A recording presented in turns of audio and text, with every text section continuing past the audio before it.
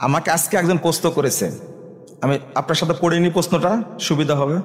এবার যেটা প্রশ্ন করেছে সেম এক ভাই এই প্রশ্নটাই করেছে আমাকে।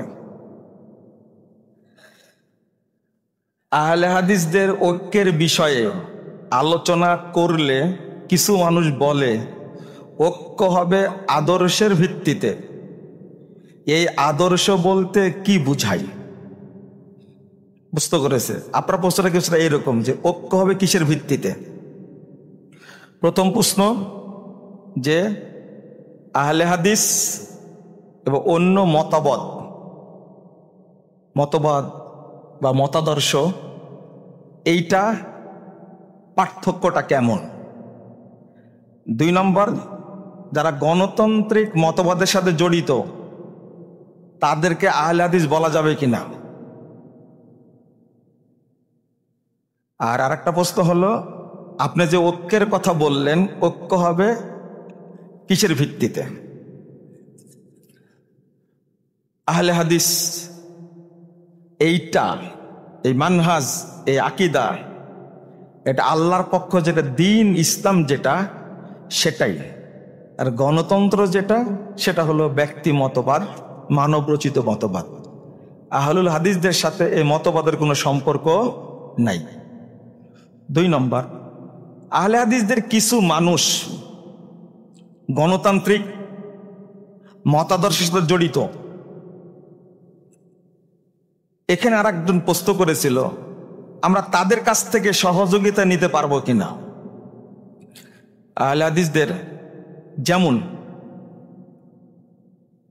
একজন আহলে হাদিস আলেম প্রফেসর ডক্টর আসাদুল্লাহ গালিব হাফিজাহুল্লাহ,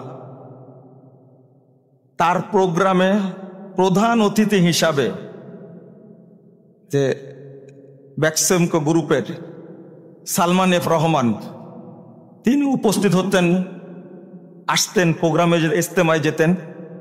অথচ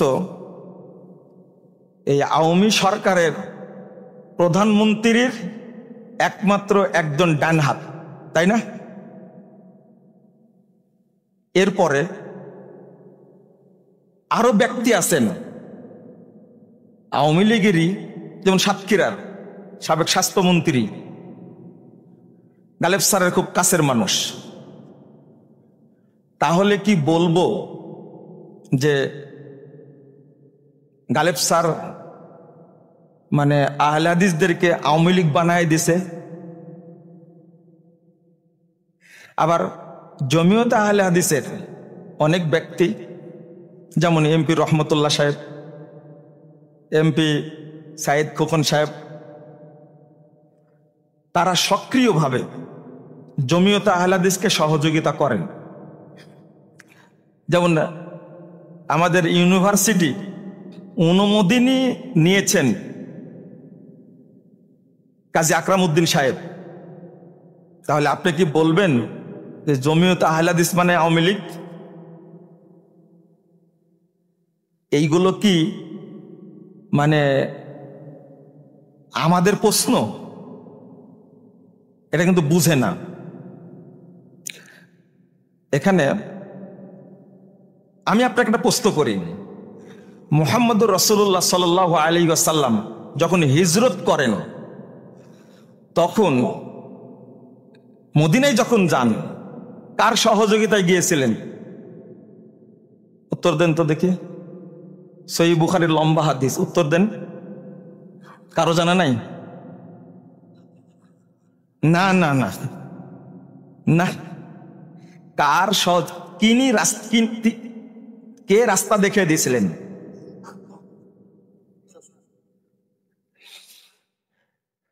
একজন কাফের মানুষ না, আব্দুল্লাহ ইবনে উরাইত, তিনি রাস্তা দেখিয়ে দিয়েছিলেন। তিনি ছিলেন কাফের এবং কেউ কেউ তাকে খ্রিস্টান বলেছে, ঈসার ধর্মে বিশ্বাসী ছিল। তো মুহাম্মদুর রাসূলুল্লাহ সাল্লাল্লাহু আলাইহি ওয়াসাল্লাম আবু বকর হিজরত করতে যাওয়ার সময়, এবং মজার ব্যাপার হলো এই উট 2টা তিনি পৌঁছায় দিয়েছিলেন গারে শহরে, যে আপনি এখানে থাকবেন, পৌঁছা দেবেন। এবং তিনি মদিনায় নিয়ে গেলেন রাস্তা দেখায়, সবচেয়ে বিশ্বস্ত মানুষ ছিল। এগুলো কাফের। রাসূল সাল্লাল্লাহু আলাইহি ওয়াসাল্লাম তার সহযোগিতা নিলেন কেন? আপনি কি বলতে পারেন যে লোকটা রাজনৈতিক কারণে একটা দলের সাথে জড়িত, ওই লোকটা অমুসলিম বা আহলে হাদিস না? আমি মনে করি আপনার পড়াশোনায় দুর্বলতা আছে। 2 নম্বর, মক্কাতে রাসূল সাল্লাল্লাহু আলাইহি ওয়াসাল্লাম প্রথম যে দাওয়াতি কাজ করলেন কার নেতৃত্বে? উত্তর দেন, কার নেতৃত্বে? কি সব উত্তর দেন? মক্কায় রাসূল সাল্লাল্লাহু আলাইহি ওয়াসাল্লাম দাওয়াতি কাজ করলেন কার নেতৃত্বে?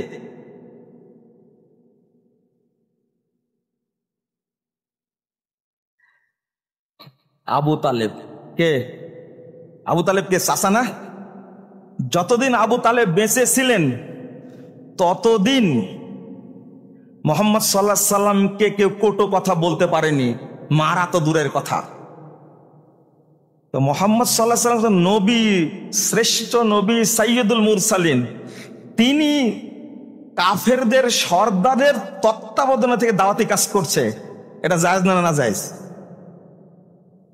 হ্যাঁ, আপনার কি সাহস আছে যে আওয়ামী লীগ বা বিএনপি এই রাজনৈতিক নেতৃত্বে কোনো আহলে হাদিস আছে, আপনি তাকে কাফের বলতে পারবেন? সাহস আছে? কে বলেন তো, দাঁড়ান তো দেখে একজন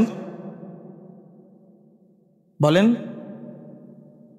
আমি না, আপনি না, কোন আলেম বলেছে কিনা যে ও কাফের? তার এতটুকু কথা, শেষ কথা আসবে, তাগুতি রাজনীতির সাথে জড়িত। কিসের সাথে? তাগুতি রাজনীতির সংশ্লিষ্টতা আছে, কিন্তু বলতে পারবে না সে কাফের। আর আবু তালেব যে কাফের এতে কোনো সন্দেহ আছে? হ্যাঁ, আব্দুল্লাহ ইবনে উরাইয়া ও যে কাফের এতে কোনো সন্দেহ আছে? সন্দেহ নাই। আমরা বুঝতে ভুল করেছি, আমরা মারি দিলাম, আমার কথাও নিবেন না। বড় বড় বিজ্ঞ বিজ্ঞ আলেমদের থেকে জেনে ফতোয়া দিবেন। উনি প্রশ্ন করেছেন যে ঐক্য হবে কিসের ভিত্তিতে? এটা কিন্তু গোটা বাংলাদেশে পরিচিত কথা।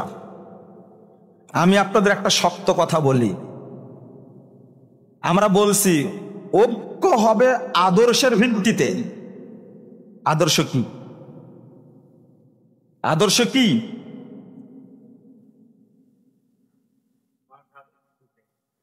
আমরা যারা বলছি ঐক্য হবে আদর্শের ভিত্তিতে, এই কথাটাই প্রতারণা একটা। তারা আদর্শই বুঝে না। এটা একটা প্রতারণা, এটা একটা ধোঁকা, এটা একটা মানে ফটকাবাজি একটা। আদর্শ হবে আপনারা যেটা বলেন কি, কোরআন এবং সহিহ সুন্নাহর ভিত্তিতে। আমি বলবো আদর্শ হলো মানহাজ। আদর্শ কি? মানহাজ। যাদের মুখে এই কথাটা শোনা যায় তারা সালাফদের মানহাজকে বিশ্বাসই করে না।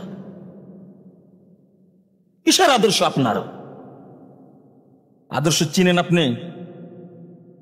আদর্শ হলো মানহাজ, আর মানহাজটা হলো মানহাজুস সালাফ।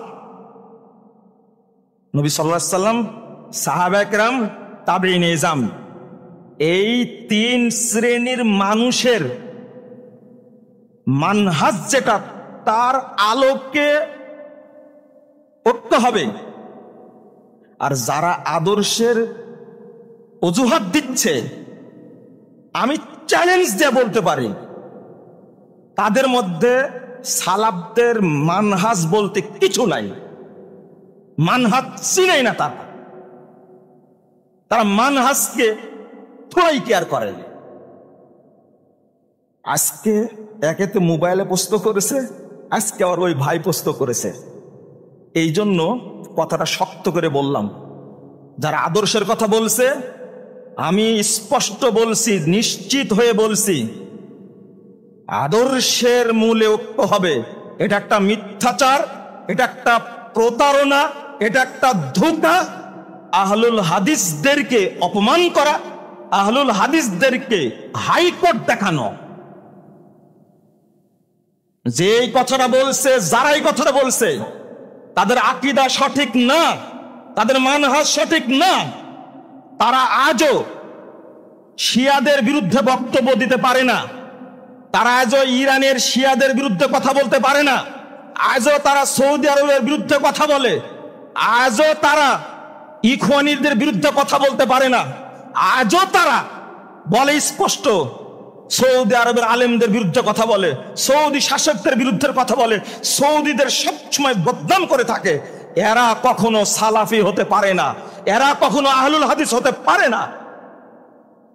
ওই আদর্শমূলক হবে এই প্রতারণা, এই ধাপ্পাবাজি, এই নোংরামি বাদ দিন, দিয়ে রাসূল সাল্লাল্লাহু আলাইহি সাল্লাম, সাহাবায়ে কেরাম, তাবেঈনে জাম যে মানহাজ, যে আকীদা পোষণ করেছেন তার আলোকে আসুন, ঐক্য হয়ে যাবে ইনশাআল্লাহ। আল্লাহ তুমি আমাদেরকে বোঝার তৌফিক দান করো। আল্লাহ তুমি এই প্রতারণা থেকে আমাদেরকে হেফাজত করো। আল্লাহ তুমি এই ধোঁকা থেকে আহলে হাদিস তরুণদেরকে তুমি হেফাজত করো। আমিন রাব্বাল আলামিন। বারাকাল্লাহু ফিকুম। ওয়াসসালামু আলাইকুম ওয়া রাহমাতুল্লাহি ওয়া বারাকাতুহু। সুবহানাকাল্লাহুম্মা বিহামদিক আশহাদু আল্লা ইলাহা ইল্লা আনতা আস্তাগফিরুকা ওয়া আতুবু ইলাইকা। আপনাদের সাথে কথা বললাম, অনেক সময় দিলাম, এই জন্য আপনাদের প্রতি মাশকুর। জাযাকুমুল্লাহ খায়রান। আসসালামু আলাইকুম।